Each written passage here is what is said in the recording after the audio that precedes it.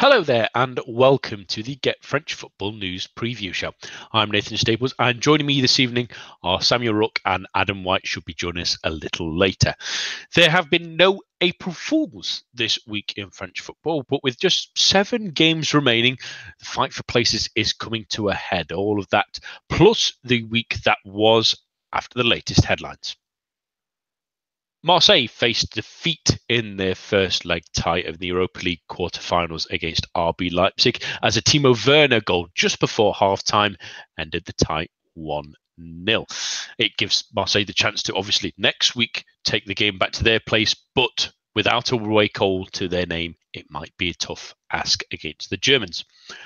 In Ligue 1, Rennes put in a mighty performance against Monaco in their rescheduled match, but could only manage a 1-1 draw. Yoris Gnagnon gave the hosts the lead, but Ronnie Lopez pegged them back despite the Brittany side missing a host of chances in the second half to claim all 3 points. And that's all for now. But for all the latest in the world of French football, head on over to our website at www.getfootballnewsfrance.com and follow us on Twitter at GFFN. We start this week with the midweek games, and we'll start with tonight's game in the Europa League between Leipzig and Marseille. And a big game, really, for L'OM in this one, Sam. It's an important one for their season. It's an interesting competition for the glory that they do win, because you get that automatic spot in the Champions League group stage as well. But it was a bit of a tough one tonight. Encouragement in some areas, but at the same time, the result is a little bit disappointing, even away from home now. In these European ties, it can be difficult without getting something from these away games. So what do you assess? What did you think to this game, and what do you think to the result as well? Well, I think you're right when you say that you giving up the chance to score an away goal, losing 1-0 away from home, that is disappointing. But the performance was overall pretty good. There were some players who weren't great. Pele in goal, perhaps most notably for the goal he did concede and the general sort of mayhem he was sowing in place of Mandanda, who's injured. There was a couple of others who were below their best, but equally there were plenty of players who really put on a good performance. Bounassar, again, who's just sort of again and again impressing. Mitroglou had some moments. Ocampos is always trying. He's always trying to do things, even if he maybe doesn't execute in the best ways. Luis Gustavo is Luis Gustavo.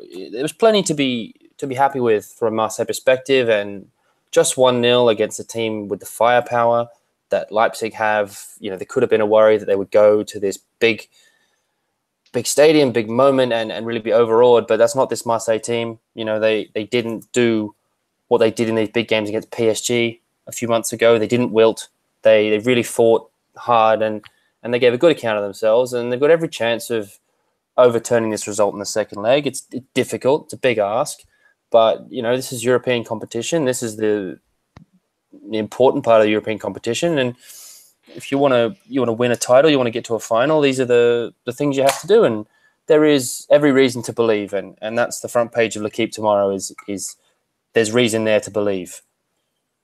Yeah, and that's the funny one. And we do have Adam joining us now. Thank you for making the trip. I know getting back home after this game, really, Adam, was a bit of a tight one. But at the same time, this Marseille game, it was a bit...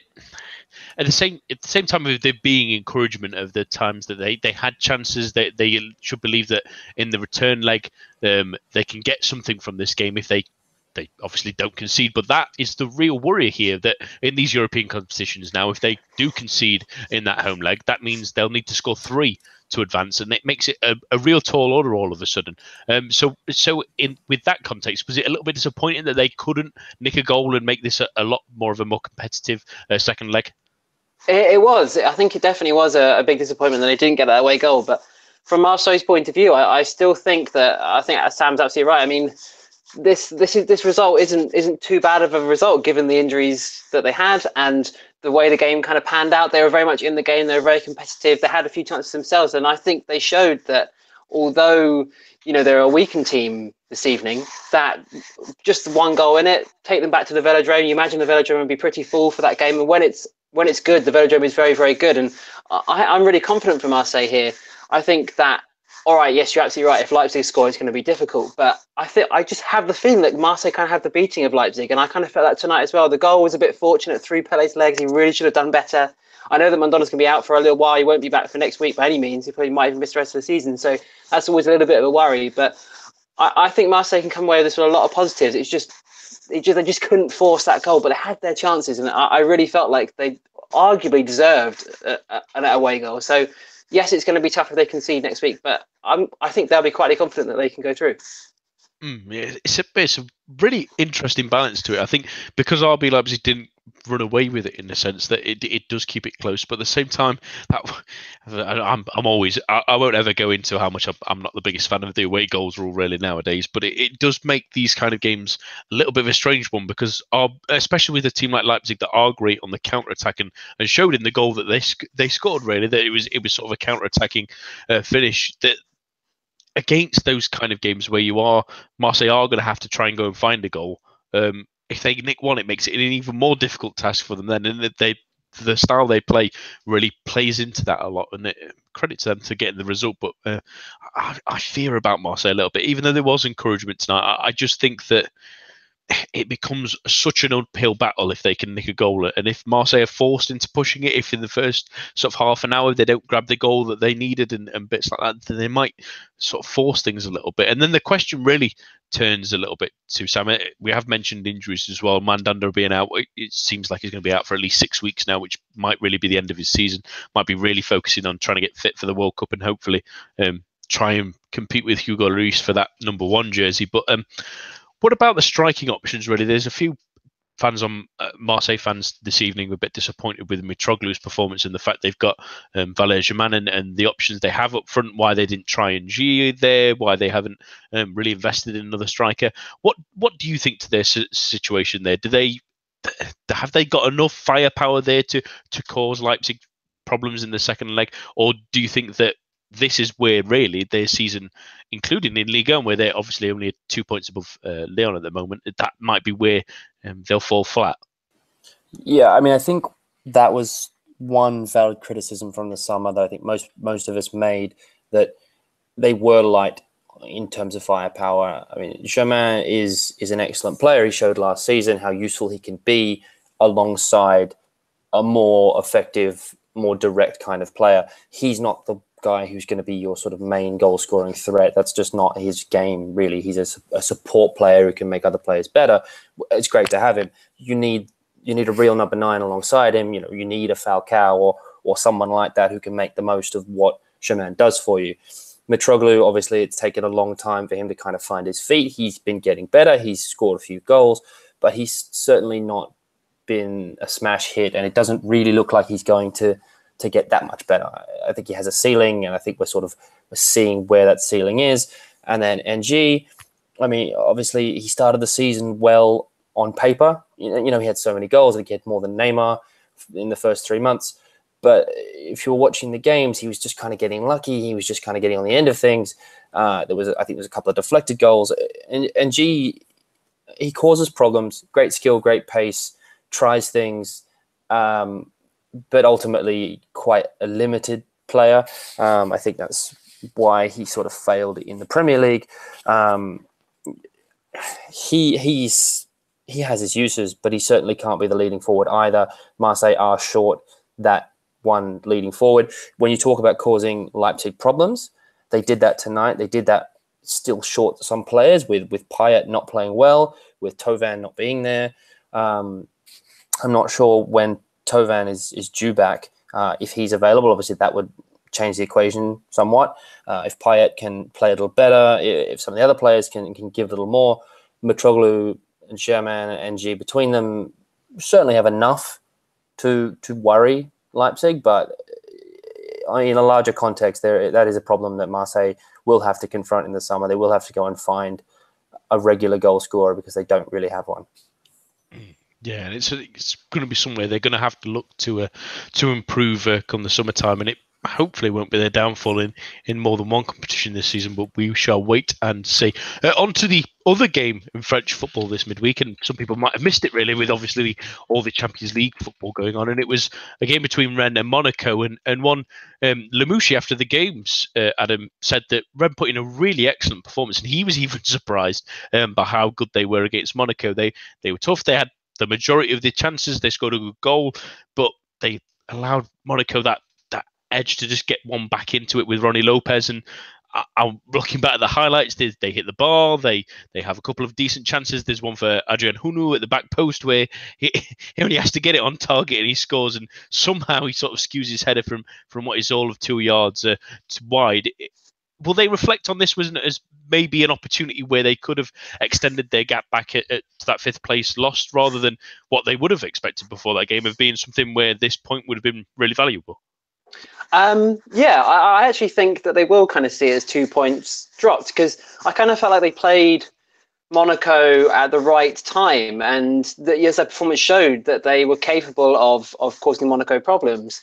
And it just felt like after the cup final of the week, when Monaco, they're easily beaten by PSG, really, they'll be a bit demoralised away from home. 2nd place is kind of, although after this result, it's a little bit back on 5 points, the gap now.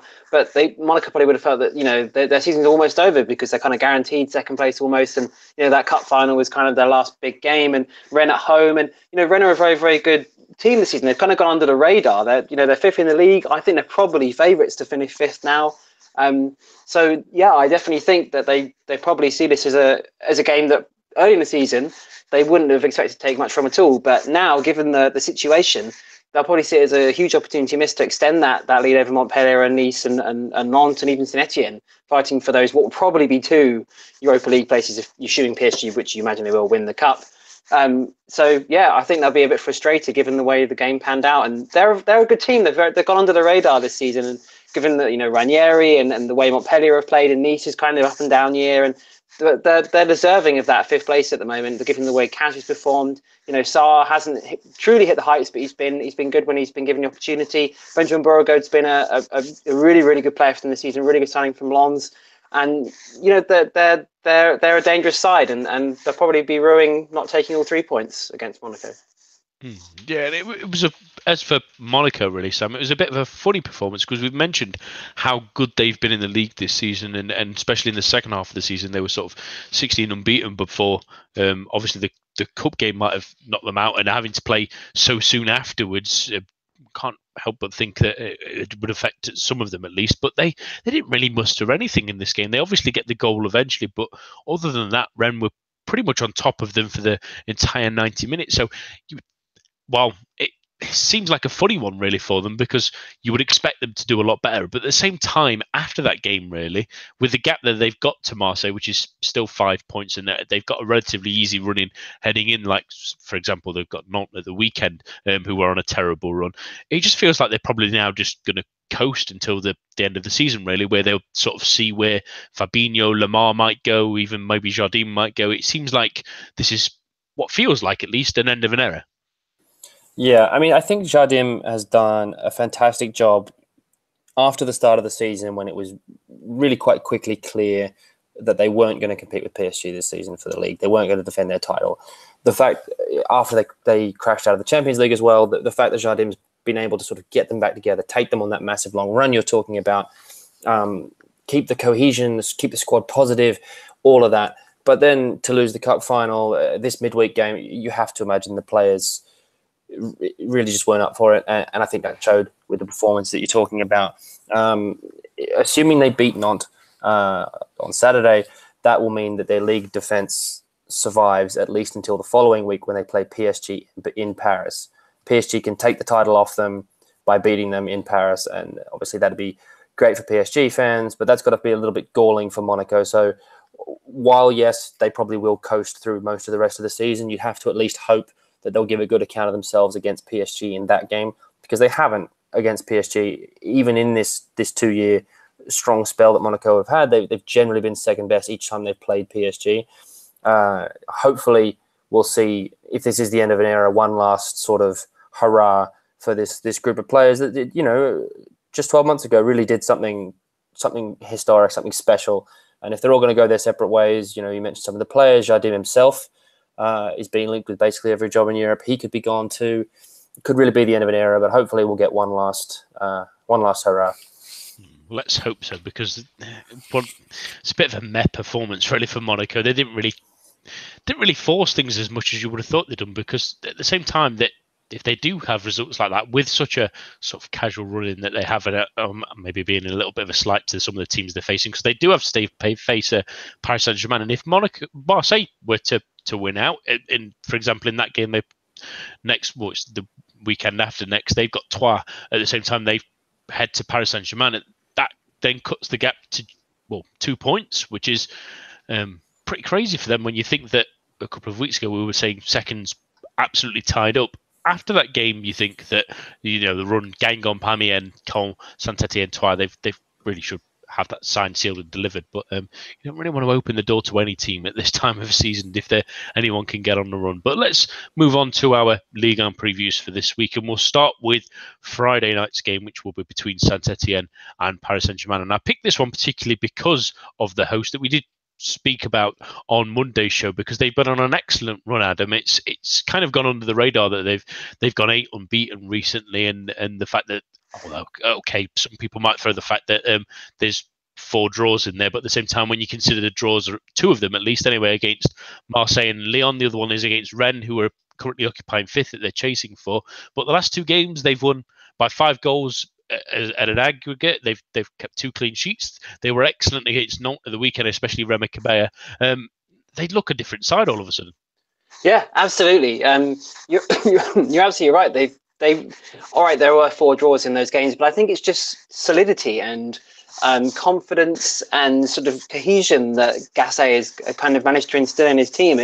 It's really good to see, because after that Lyon thrashing earlier in the year that ended up with Oscar Garcia leaving, they really looked like they looked so drained of confidence. They looked you could argue at that point that, in fact, even for a long time after that, until the last sort of 8-game run, that it's been one of the worst seasons in their history, given how well they've done under Gautier and the massive drop off, and they're looking at sort of fighting a relegation fight at one point. So the fact that Gasset is kind of it's a gradual change. I think it's because obviously that they were so short of confidence it wasn't going to change overnight, but he's been very good at finding what these how to get the best out of his best players. Really building more of a team spirit, and really he brought in some really, really good signings in the window, and they've sort of gradually gathered momentum, and they were fantastic. They were brilliant against Nantes last week. They're really, really good at it. It's by far their best performance this season, and it really could have been more than 3-0. At the end they had a number of chances, and I thought, as you said, Remy Cabella absolutely ran the show. He's been really, really good in the last few games. I thought he was fantastic the week before against Guingamp as well. And he's sort of taken on the responsibility of the creative leader of this side. He's started out on the left wing back in September, October, when he signed on loan from Marseille, and he's sort of moved into the centre now. And he's sort of, he's been given the keys, so to speak. He's the guy that they look to create chances and score goals. He scored 2 brilliant goals last week. So I think that all right, they're still 9th, and it's still. It's a recovery, but nothing more. But it's still something that they can build upon ahead of next season, assuming Gasset stays, which I imagine he will do now. And given where they were over Christmas, it's a complete world away from where they thought they would be. So I think a huge credit to Gasset. He's really done well with this team. And who knows? They're only they're 42 points, so they're only sort of 3 or 4 points off European places. You never know. They could finish in the top 6. They're in form, aren't they? So you never know. Yeah, absolutely. I mean, they're only 4 points off Rennes, who are in 5th, and 3 points off Montpellier, who are currently in 6th, and that would occupy potentially a Europa League spot. And they've been excellent. I mean, I thought Selness was good at the weekend as well, pressing and winning the ball high. I thought that, and as many people have thought, really, Mathieu Debouche has been really excellent since he's joined on loan. It seems like it's revitalised him. It was even a completely different player to the one we saw at Bordeaux on loan last season. He's rightfully stating his intent in the potential that he might even sneak into a France squad if he's not careful. But I don't know if that's the right way of putting it, at least. Let's talk about their opponents, really.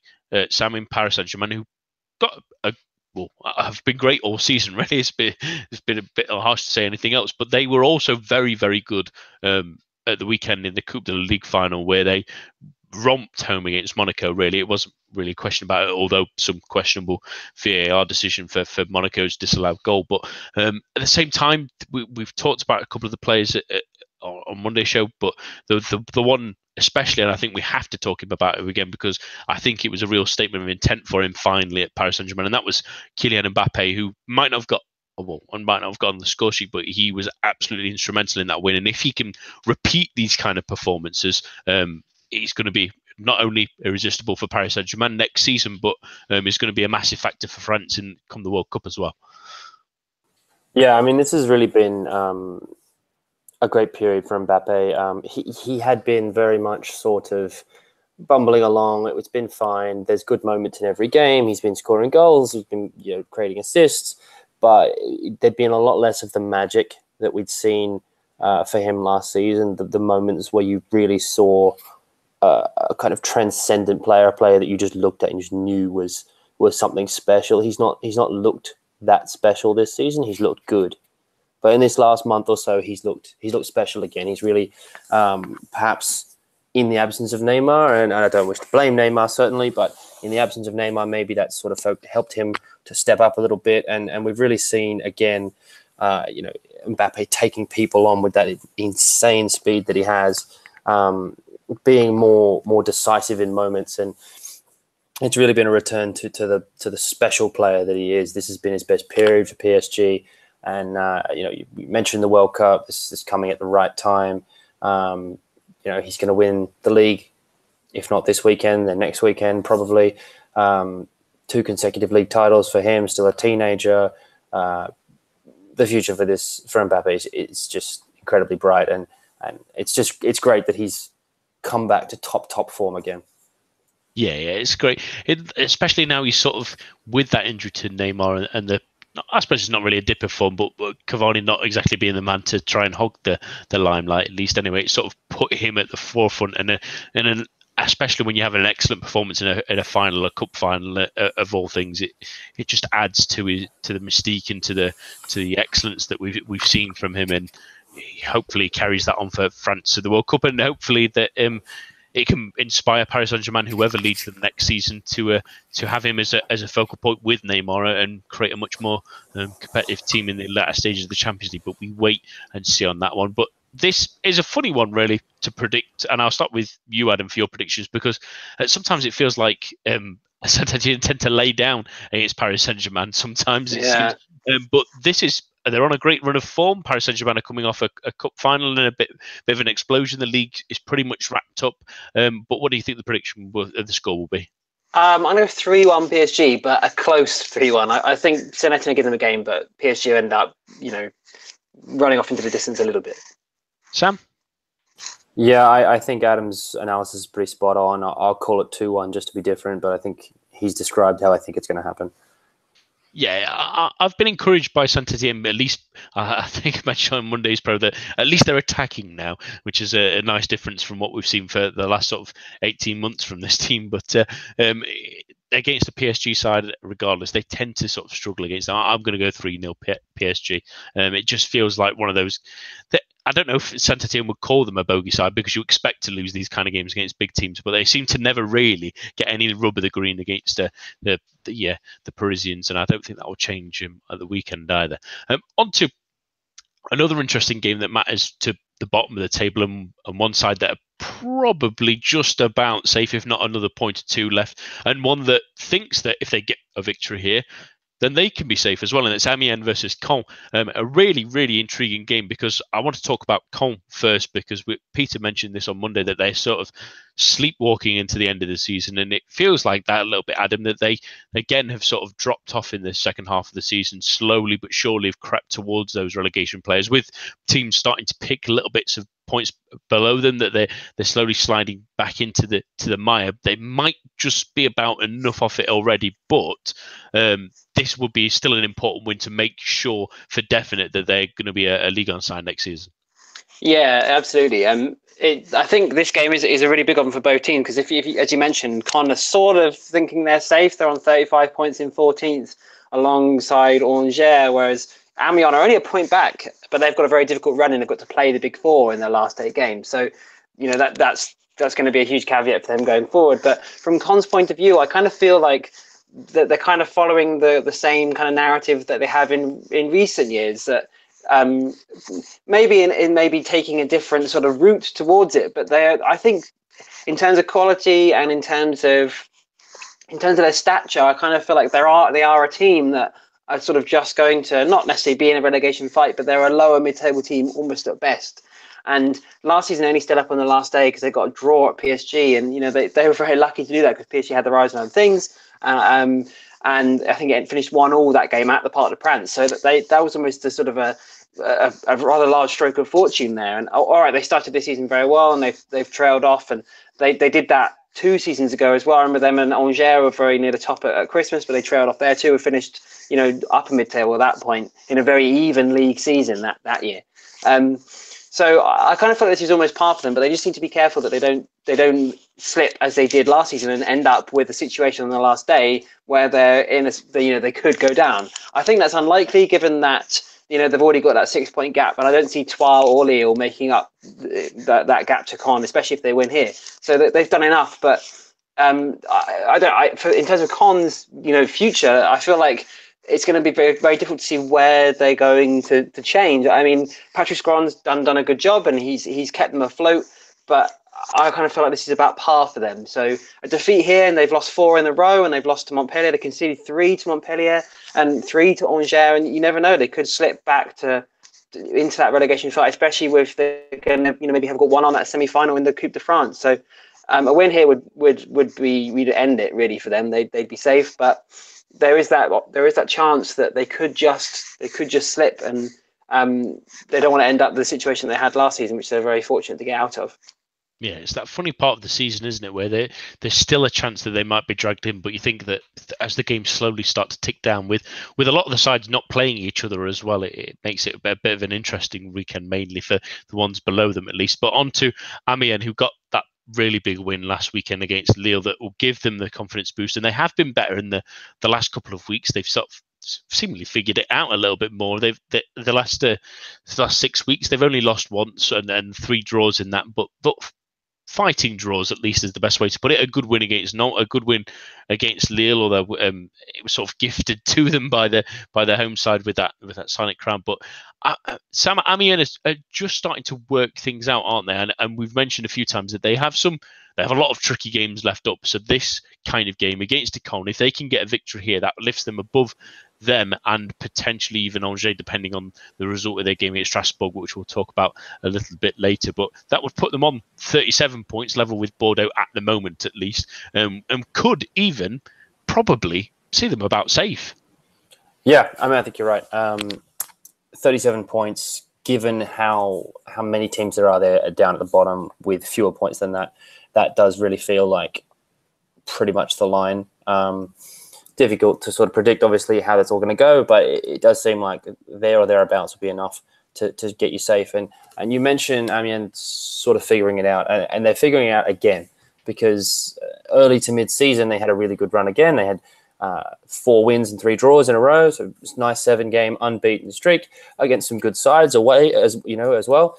Then they went on a terrible run, 5 losses in a row, 8 out of 10 defeats, but they've righted the ship. They've gradually found their feet again. They've figured out what they're doing again. And previously it was relying on other players, but now it's been more of a team effort. It's been more of the performance of a Ligue 1 team, sort of week in, week out, and that's what you hope to see from Amiens, because it looks like they're going to be here to stay.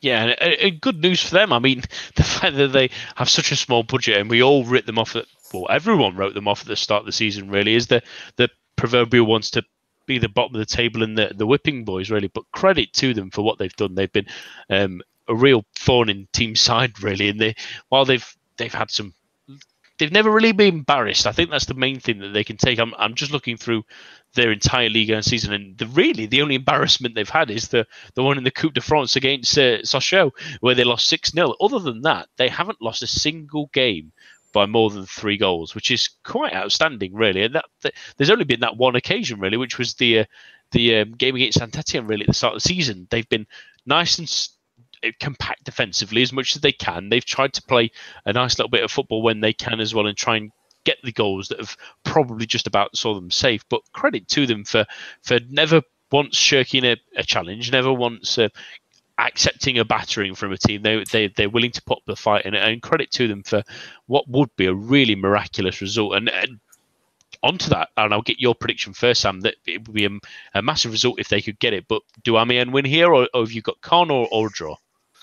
Well, Caen don't really draw games for some reason. They pretty much always get a result, and they're not very good away from home. So I think the simplest thing to do is to back an Amiens win 1-0. Adam? Yep, I'm on board with that as well. A 1-0 to Amiens for me as well. Yeah, let's make that a tree. I think that sounds like the exact result of that game, really, doesn't it? I mean, Caen have been poor recently. They're not great from home. They tend to waver a lot. Amiens, solid defensively, don't score an enormous amount of goals, but probably will nick this one, which will miraculously see them possibly, well, pretty much safe, really. You would put money on it by then, and what a terrific job that would have been by Christophe Pélissier and his crew. What an unbelievable job of keeping them in the league, and he's definitely going to be, if they do manage it, going to be in the list at the end of the season of managing the season. That's for absolute certain. And another game that's going to interest those teams at the bottom of the table, and that's Angers and Strasbourg. And one side very similar to Caen, they're still possibly looking over their shoulder in Angers, Adam. They've been better over the last couple of weeks. If they sort of surged out of the bottom doldrums of the league, really, and they've other than that PSG result where they did perform well and they obviously rested players, but it worked because they got the result that they needed against Caen, which was the most important thing. And then now they've had a long, nice rest because obviously they played that Paris Saint-Germain game the midweek before that Caen game, so they've had a nice rest. They've had a bit of a relaxation. They've got interesting games coming up. They've still got Toulouse and Metz and Dijon and Nantes, teams that they can beat around them, but they go into this one a little bit more comfortable than they would have been, well, strangely enough, about 6 weeks ago, but now on the edge of pretty much safety. Yeah, you're absolutely right. I think it was that Saint-Etienne defeat where a 1-0, it was 17th of February, where Boutel came out and absolutely dropped one for Berich to score.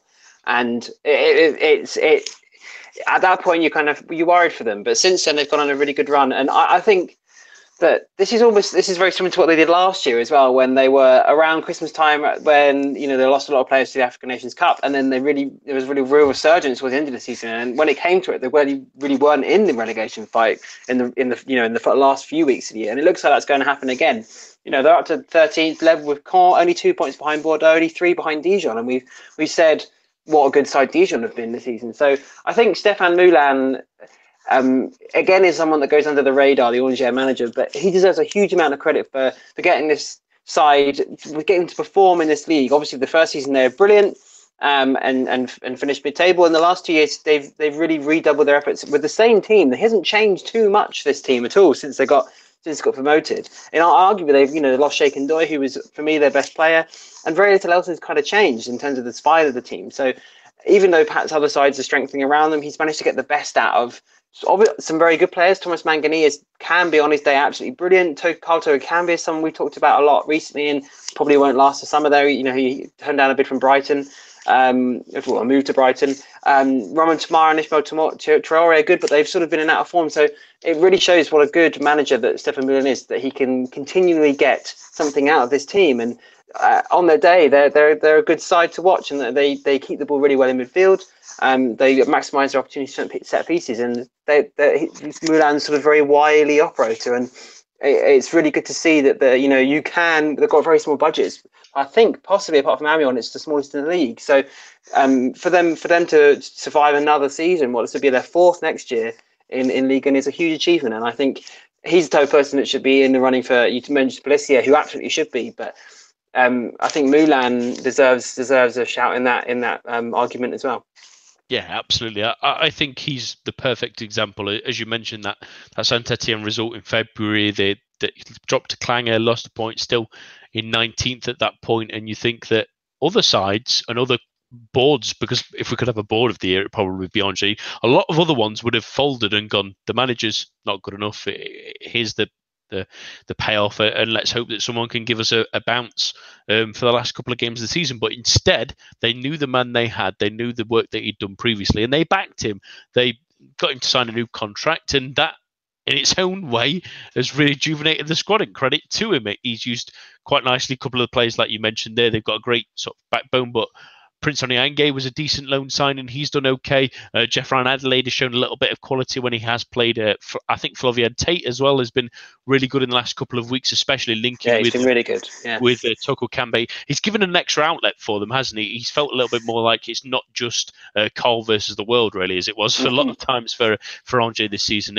And just with the extra couple of touches, and you'd hope that next season, with the players they've still got players like Tomatore as well, who's barely played this season because of injury. They've got Fulgini, who's slowly grown into Ligue as well. They have promising players and they have a promising future. You would think if they can keep doing the same kind of things and building the team again and using Moulin as that sort of the centre of everything, really, will eventually keep them in the league for even longer. But the team that wants to really emulate them is Strasbourg, and we've mentioned them a few times in the last couple of weeks because they've had some really big games, really, Sam, and that's why they keep getting mentioned and they keep getting into the headlines because they drew the one against Toulouse, which felt like a big game, 2-2. They did exactly the same last week again against Metz, where it was a bit feisty. They shared goals, they shared red cards, they shared a little bit of everything, really, and the points as well, obviously. But they had to come from behind as well in that one. But it also still felt like they could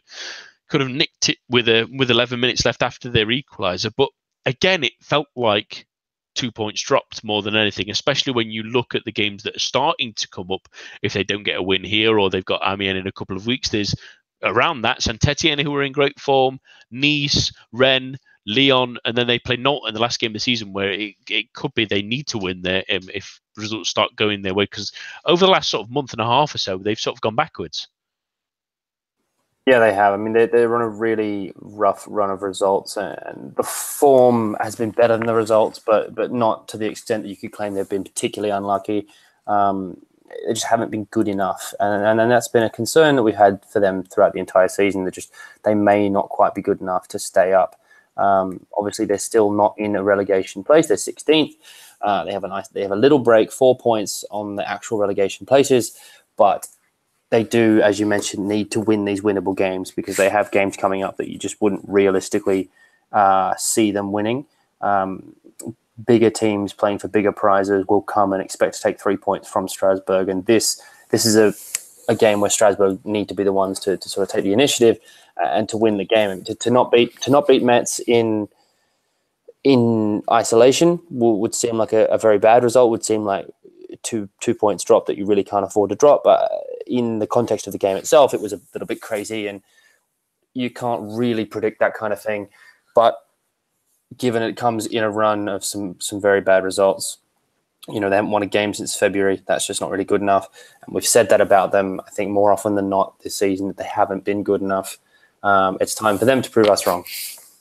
Yeah, absolutely. If they want to execute this legal strategy they have of maintaining themselves in the league and expanding the stadium and producing their own players and bits like that, it would be important to do, because otherwise that game that we saw at the weekend and then nice fiery derby, which wasn't really enjoyable, to be fair, against Metz, and it'll be a shame that if that's a Ligue 2 game next season, really, it would be nice to see that again and that kind of passion again. But it's looking more and more likely, if they continue on the slide they're going, that might be the outcome. But I'm going to go for an Angers win here. I think they stride really into Ligue 1 safety and probably end up around the mid-table area. They've been on an excellent run, and it's just been at the exact right time for everyone else to still be sliding. Adam, what do you think of this one?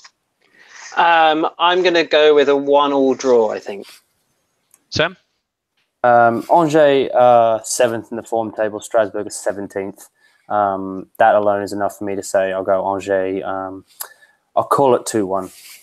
Yeah, I think 2-1 sounds just about right, really, in that one. On to the final game of the weekend, and it concerns two sides that are fighting for those Europa League spot, really, the fifth, and it's between Rennes and Nice. There's a point in between the two of them, and both of them have been in different kinds of form. This may be the best way to put it, but at the same time, between not so great results sometimes have been some good performances at the same time. And I'll start with the home side, really. I mean, in Nice, we mentioned it a couple of weeks ago, I think it was, that they had started to hit a little bit of form. Okay, it's disappointing result against Paris Saint-Germain a couple of weeks ago where they felt like, well, they went ahead obviously on that game and they were pretty decent, but they allowed the quality of really Paris Saint-Germain to eventually shine through it and nick it near toward the end with Dani Alves, and they'll be disappointed with that, but bounce back with Alisson Player grabbing another double after his 4 that he scored against Guingamp as well, which is slowly lifting the burden on Balotelli and showing exactly why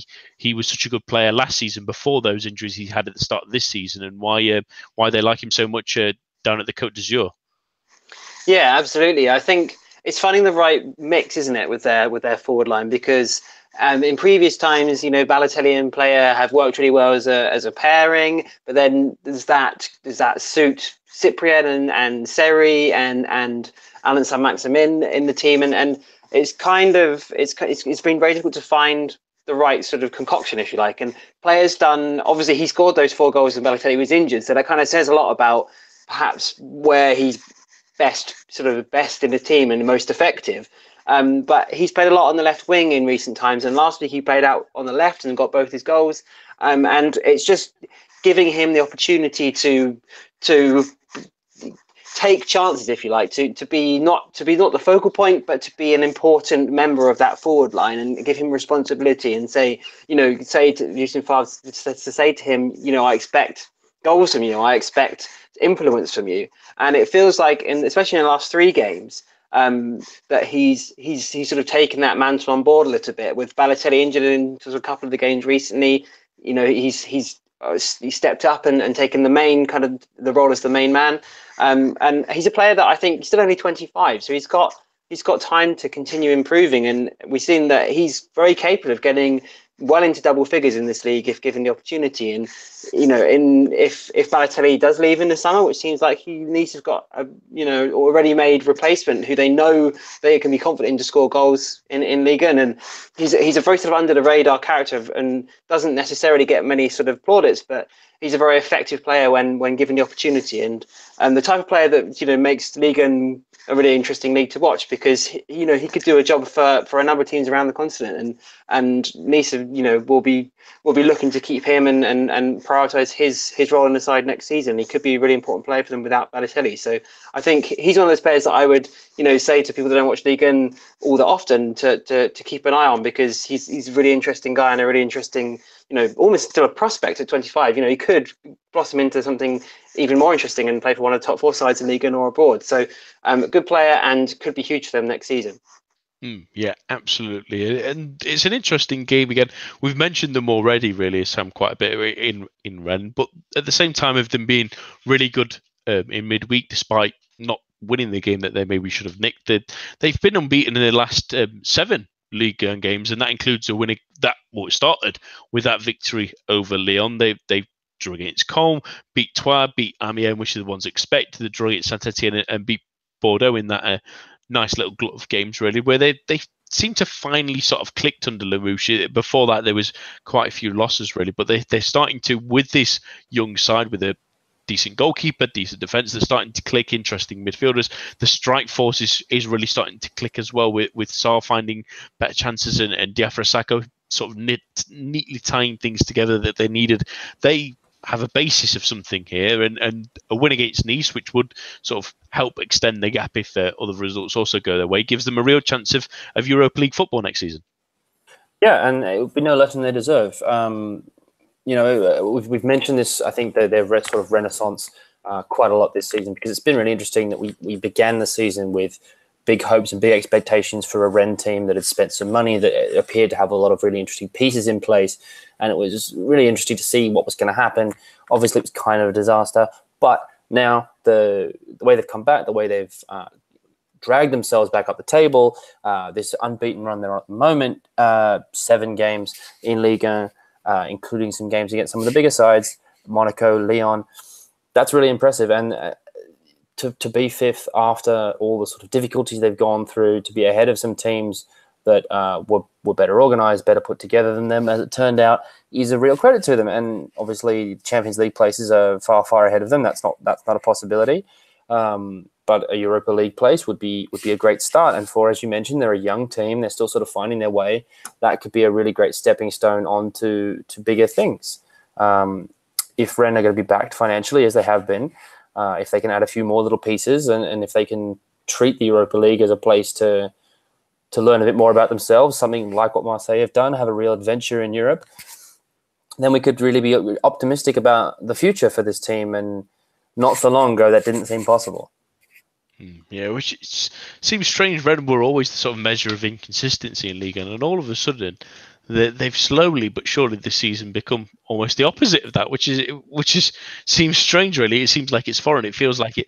I'm sure if you're someone like Rich at the moment, really, it feels like it'll fall away at any moment. But there's building blocks there, which is the important thing for a lot of sides. It's the same at Nice. It's the same at Saint-Etienne. Now they're playing better. You can see the building blocks that you can make for a side starting next season and having a better challenge of the Europa League places. And if they get lucky, maybe somewhere further up. But this is a big game for both of them at the weekend. Sam, what's your prediction?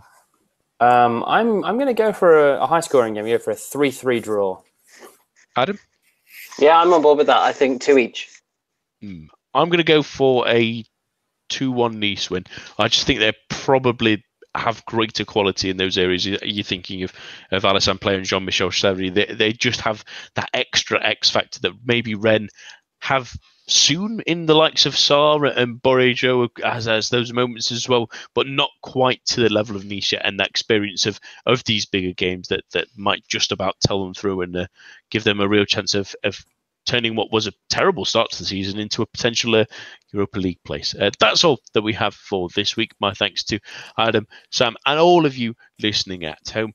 Do join us for the main show back on Monday, but for now, enjoy your weekend of football.